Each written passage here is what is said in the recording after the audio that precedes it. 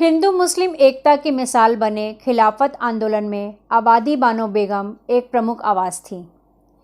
अली बंधुओं की मां आबादी बानो बेगम पहली मुस्लिम महिला हैं जिन्होंने अंग्रेज़ी हुकूमत के खिलाफ राष्ट्रीय मुक्ति आंदोलन में हिस्सेदारी की। हमारी नायिकाओं की इस श्रृंखला में आज हम बात कर रहे हैं आबादी बानो बेगम के बारे में। सन 1850 में आबादी बानो बेगम का जन्म अमरोहा, उत्तर प्रदेश में हुआ। उनके बचपन की यादों ने उनकी शख्सियत को कुछ इस तरह से ढाला कि ब्रिटिश हुकूमत की खिलाफत और राष्ट्रीय मुक्ति आंदोलन से प्यार ही उनकी ज़िंदगी का सबब बन गया। आबादी बानो बेगम जब मात्र 7 साल की थीं, तब हिंदुस्तान में ब्रिटिश राज के खिलाफ पहला विद्रोह 1857 में फूटा, जिसका प्रमुख केंद्र रहा अवध। हालांकि ये विद्रोह जल्द ही दबा दिया गया, परंतु बाल मन पर यह गहरी छाप छोड़ गया। 1857 के विद्रोह में उनके पिता ने सक्रिय भागीदारी की, जिसकी वजह से अंग्रेज़ों ने उन्हें कठिन सजा दी। इन्हीं परिस्थितियों में उनका परिवार अमरोहा से रामपुर आ बसा। रामपुर में उनका विवाह रामपुर रियासत के एक वरिष्ठ अधिकारी अब्दुल अली खान से हुआ। शादी से पहले वे पढ़ना लिखना नहीं जानती थी, जबकि उनके पति पढ़े लिखे थे। शादी के बाद उनमें पढ़ने का शौक़ जागा और वे टूटी फूटी उर्दू पढ़ व लिख लेती थीं। इस विवाह से उनकी एक बेटी और 5 बेटे हुए। उस समय हैजे की बीमारी जो महामारी का रूप लेकर आई थी, जिसमें उनके पति उसकी चपेट में आ गए और उनकी असमय मृत्यु हो गई। बानो बेगम ने औपचारिक शिक्षा हासिल नहीं की थी, लेकिन वे शिक्षा के महत्व को जानती थी, इसलिए उन्होंने अपने बच्चों को इंग्लिश मीडियम स्कूल में भेजा। उनके देवर को जब इस बात का पता चला, तब उन्होंने बच्चों की स्कूल की फ़ीस देने से मना कर दिया। उस समय आबादी बानो ने पड़ोस के घर में काम करने वाले एक नौकर की मदद से अपने जेवर गिरवी रखवाए और अपने बच्चों की फ़ीस अदा की, और बाद में अपने बेटे को उच्च शिक्षा के लिए विदेश भी भेजा। इस तरह उन्होंने अपने बच्चों को अच्छी शिक्षा दी और अपने बच्चों को काबिल इंसान बनाया और उनमें देश प्रेम की भावना भरी। आबादी बानो के 2 बेटे शौकत अली खान और मोहम्मद अली जौहर हिंदुस्तान में खिलाफत आंदोलन के प्रस्तोता थे।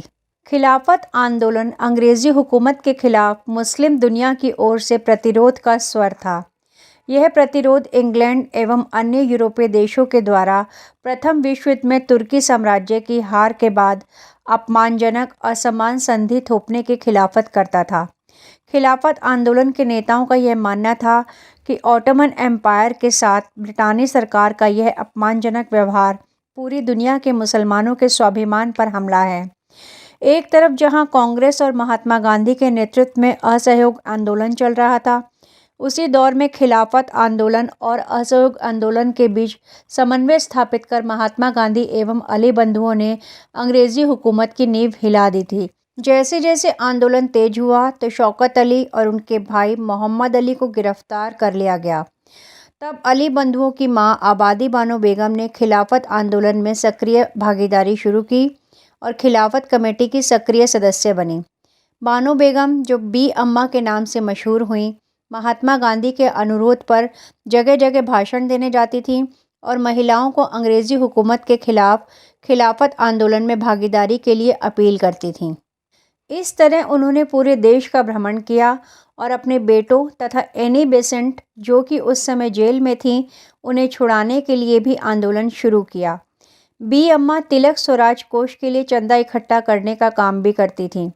एक बार कुछ शरारती तत्वों ने यह अफवाह उड़ा दी कि उनके बेटे की रिहाई होने वाली है, क्योंकि उन्होंने अंग्रेज़ी हुकूमत की जुल्मों के सामने हथियार डाल दिए हैं और माफ़ी मांग ली है।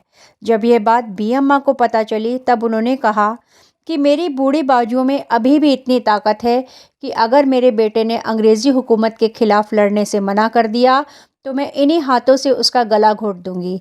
बी अम्मा के इस जज्बे को एक शायर शफीक रामपुरी ने इन शब्दों में बयां किया। बोली अम्मा मोहम्मद अली की, जान बेटा खिलाफत पे दे दो। साथ तेरे है शौकत अली भी, जान बेटा खिलाफत पे दे दो।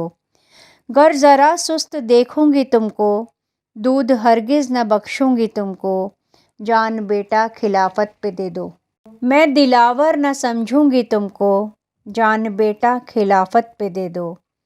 गैब से मेरी इमदाद होगी, अब हुकूमत ये बर्बाद होगी, हश्र तक अब ना आबाद होगी, जान बेटा खिलाफत पे दे दो। खांसी आए अगर तुमको जानी, मांगना मत हुकूमत से पानी, बूढ़ी अम्मा का कुछ गम ना करना, कलमा पढ़ पढ़ खिलाफत पे मरना, पूरे उस इम्तिहान में उतरना, जान बेटा खिलाफत पे दे दो। होते मेरे अगर 7 बेटे, करती सबको खिलाफत पे सदके, है यही दीन अहमद के रस्ते, जान बेटा खिलाफत पे दे दो, जान बेटा खिलाफत पे दे दो। वह अक्सर कहा करती थी, हिंदू और मुसलमान हिंदुस्तान की 2 आँखें हैं, और उन्होंने अपनी पूरी ज़िंदगी हिंदू और मुसलमानों के बीच दोस्ताना संबंध को मजबूत करने में लगा दी। बी अम्मा के योगदान को इतिहास में वह जगह नहीं मिली जिसकी वह हकदार थी। आज़ादी के बाद सत्ता में आए शासकों ने उनके योगदान को अनदेखा कर दिया। यही वजह है कि आज भी हमारी पाठ्य पुस्तकों में उनके नाम का कोई जिक्र नहीं मिलता। सन 1924 में 74 वर्ष की आयु में बी अम्मा अक्का आबादी बानो बेगम ने इस दुनिया को अलविदा कहा। अपनी आखिरी सांसों तक वे राष्ट्रीय मुक्ति आंदोलन के लिए संघर्ष करती रहीं। तो मिलते हैं अगले वीडियो में एक और नायिका के साथ, तब तक के लिए विदा।